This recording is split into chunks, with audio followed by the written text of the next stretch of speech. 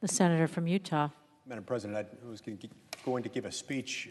First, I'm now going to invert the order, and I'll do my unanimous consent request first in deference to my friend and colleague, the senator from Rhode Island.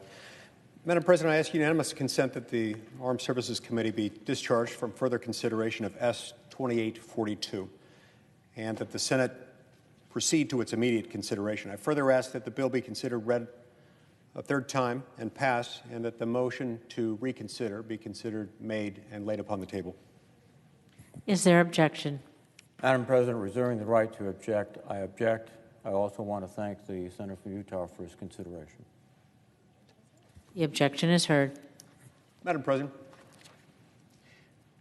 our armed forces have been asked to work miracles over the last 18 months. During a global pandemic, in the face of natural disasters and facing dangerous missions, our men and women in uniform have risen to the challenge, just as they have so many times throughout our history. Many of our service members have contracted and then recovered from COVID. Now these heroes, the same heroes, are being placed in a corner by this administration. President Biden's COVID vaccine requirement for the armed forces does not grant our soldiers, sailors, airmen, and Marines the respect that they deserve. As the Senate debates our annual National Defense Authorization Act, it would be a huge mistake not to consider the mandate's impact on our retention and recruitment of service members, and thus our military's readiness to secure our national security. This mandate, tied with President Biden's more sweeping general vaccine mandate, is something that, in combination, has put millions of Americans in so many difficult, untenable, unfair positions. In most cases, these are hardworking, everyday Americans. They're mothers and fathers, husbands and wives, just trying to put food on the table during difficult economic times. These mandates are forcing millions of our fellow citizens into second-class unemployable status, placing countless of our neighbors on the economic and social fringes of our society, even more than what they're already experiencing with rampant inflation caused by excessive government spending to the tune of trillions of dollars. Now, I've heard from hundreds of Utahns in recent days who are concerned about losing their jobs not just in general, not just in the abstract, but specifically due to these mandates. Some of these individuals are heroic members of our military. These service members were rightly praised for serving during a pandemic and serving in dangerous conditions on dangerous missions. But now they're being forced out, often with limited or no retirement benefits because of the president's mandate. Now, let me share with you just a few of their stories. One soldier told me his story. He's been in the Army now for 18 years, nearly 2 decades. He never received a single reprimand, whether written or otherwise. He honorably and proudly served his nation. All along, he was planning on retiring upon reaching 2 decades of service. He's almost there at 18 years. Just 18 months shy, in fact, of reaching that really important milestone in his career. But now, because of the vaccine mandate, he's at risk of losing his benefits and not even receiving an honorable discharge. Regarding his situation, he said, quote, "This will cause a substantial loss in pay and quality of life for myself and a large number of others I know," close quote. Another soldier who reached out to my office has served for 10 years in the military.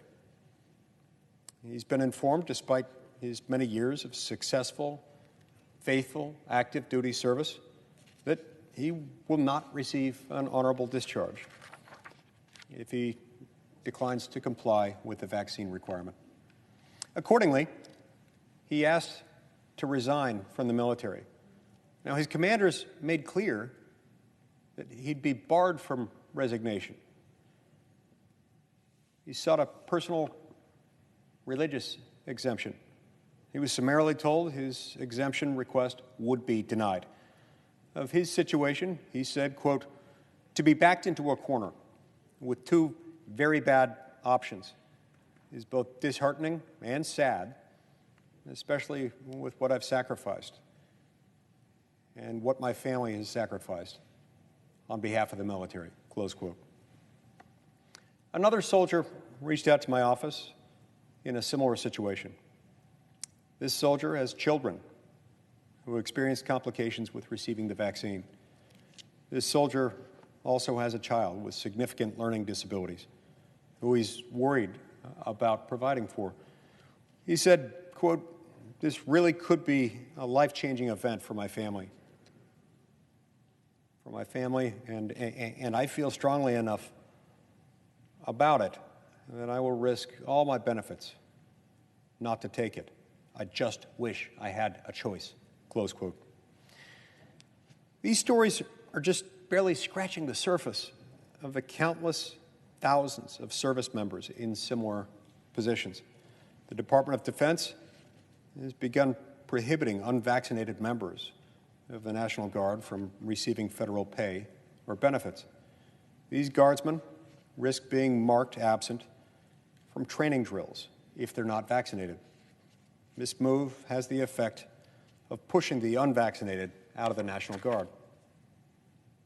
Approximately 10,000 Marines remain unvaccinated. That's around 6% of the Corps. Losing these capable service members and showing unvaccinated Americans that they should not join our armed forces makes our military less capable. It threatens its ability to do what only the military can do. In total, there are reports of approximately 60,000 unvaccinated service members who risk discharge under less than honorable conditions due to this mandate. 60,000. The Department of Defense, for its part, refuses to provide the number of service members who have applied for vaccine exemptions. But there are reports that even some of the few Americans in military uniform who have received exemptions are seeing those exemptions revoked. That's chilling, to say the least. Relatively few of them are getting them granted. Some of those who have had them granted are seeing them revoked.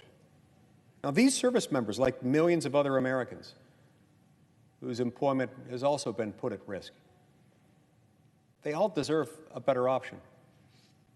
That's why today I'm asking that the Senate pass my Respecting Our Service Members Act. That's why I came to the Senate floor and why a few moments ago I asked unanimous consent that we pass it. Look, I know not everyone is going to agree on every issue here, and that we're not going to agree perhaps on every issue pertaining to the mandate, but I think we at least ought to be able to agree on this one. We ought not be mistreating those upon whom our safety depends. This bill that I brought forward to try to pass today would prohibit the Secretary of Defense from requiring COVID vaccination for our military. I'm grateful to my colleagues, Senators Braun and Tuberville, for joining me.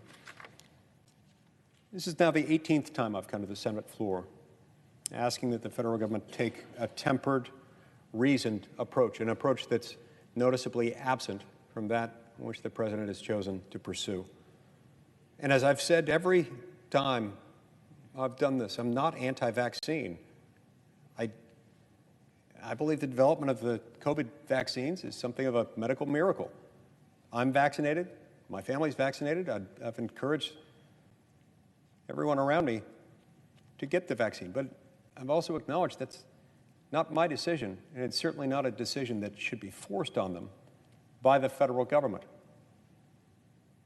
And certainly not by a single person acting within the federal government who shouldn't be exercising that authority unilaterally.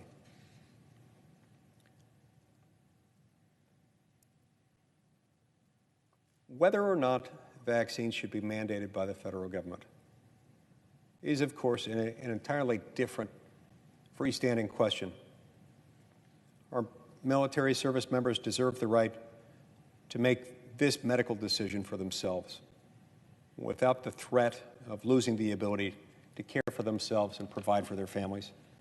They currently face being forced out of the military, out of military service, but also out of the benefits that they've earned.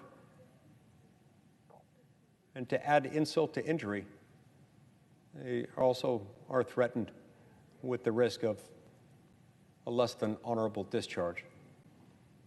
All for the supposed grave sin of daring to deviate from presidential medical orthodoxy.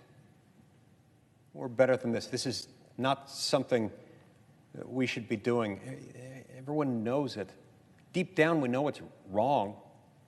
You know, according to a recent Axios poll, only 14% of the American people agree with President Biden's apparent assumption